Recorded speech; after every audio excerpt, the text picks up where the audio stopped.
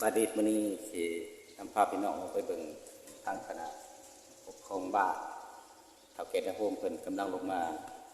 เฮ็ดเวียกการเกียรติใส่งานบุญเดือน2นี่แหละออกใหม่2คำ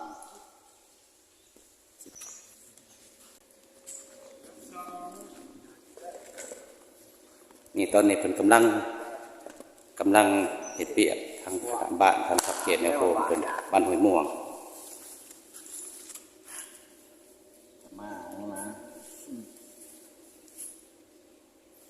กำลัง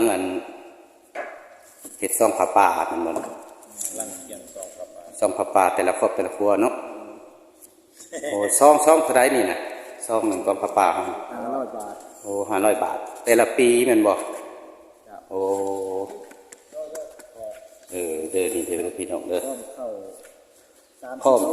อมบุญกลุ่มเข่าเลยได้ดีเนาะบุญกลุ่มเข่าแล้วก็ผ้าป่าพร้อมเนาะปีนี้เนาะเดือนใดก่อนวันที่เท่าไรก่อน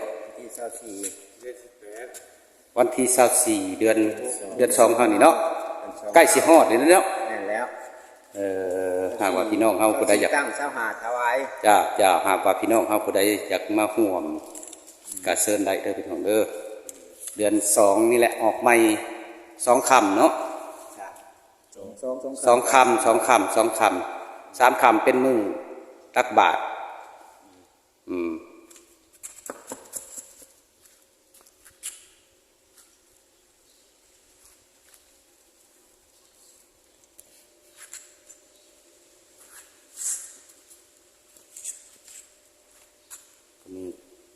แนวโฮมสีขิน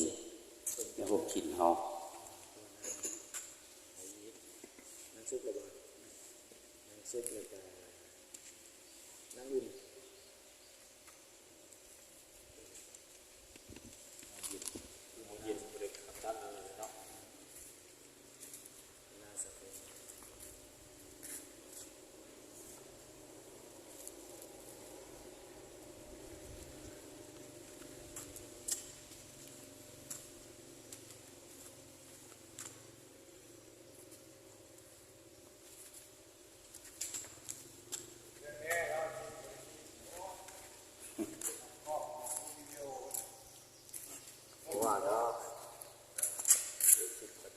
นั่งปฏิบัติเนี่ยโฮมใหญ่บ้านหัวทางคณะบ้านบ้าน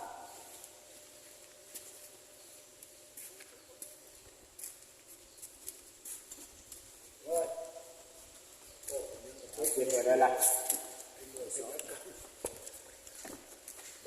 คนหลวงเวลาเอาดินน้ำนะ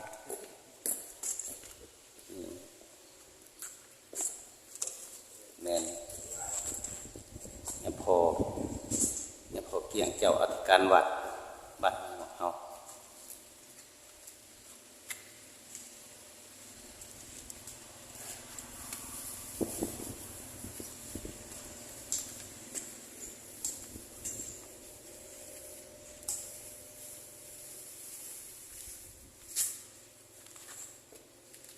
เขามาเห็ดมันนี่นะมันต้นเห็ดโศกนี่เขามาเทขึ้นตั้งมันเนี่ยมันต้นมันทายนั่นโศกนี่มาเนาะเป็นยานไปนี่แล้วตัวนี้มันก็หมอออกเนี่ยเป็นมีคนขับเป็นไรสิพาพี่น้องเฮาไปเปิดงานอันนั้นพุทธสิมาที่กำลังสร้างไปเรากันก็พี่น้องไปเรากันกัน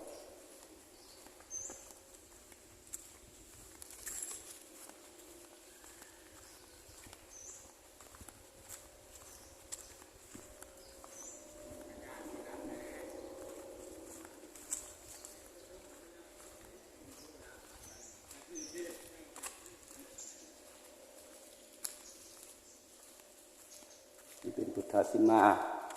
กำลังสร้างก็ได้เป็นปีที่2ยังบ่ทันสำเร็จ เ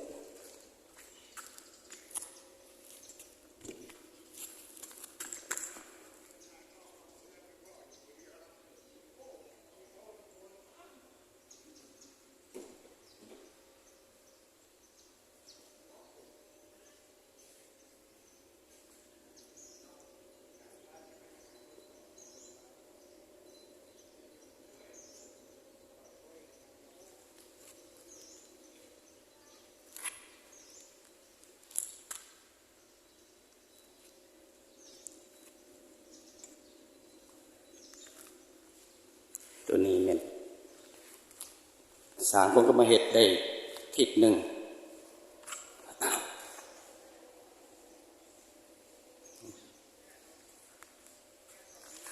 ผมก็ได้สำนี้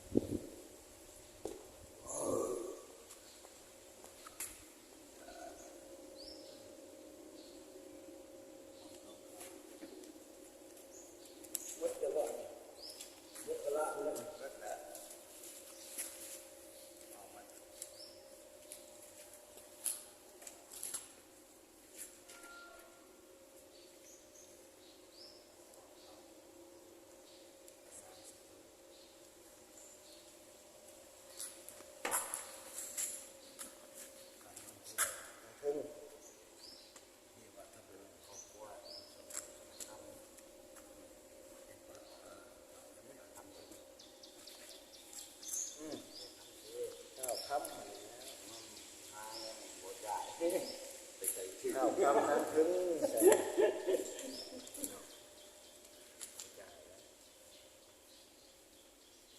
บวกนั่งถึง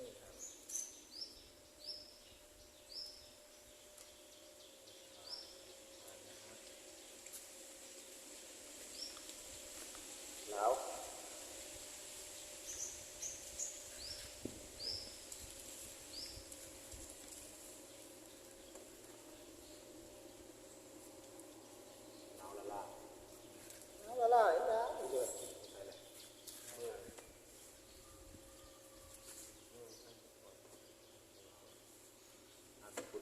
เรียกแล้วปล่อย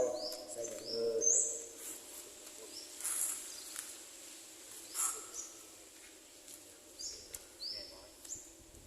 ใส่อย่าง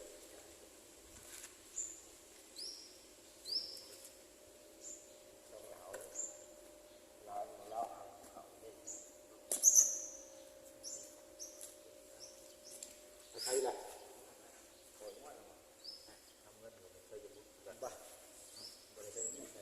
ก็แล้วก็ลงมาเลยแยกแม่เลยนะจี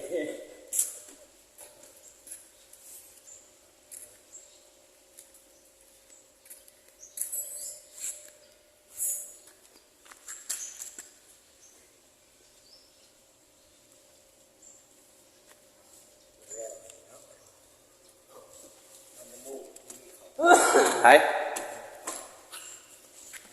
บ้านนำมงเฮ็ดหยัง นี่นะนี่ใบนี่เด้อใบจิกาคือว่าบ้านโมง ได้บ่มีบ่ บ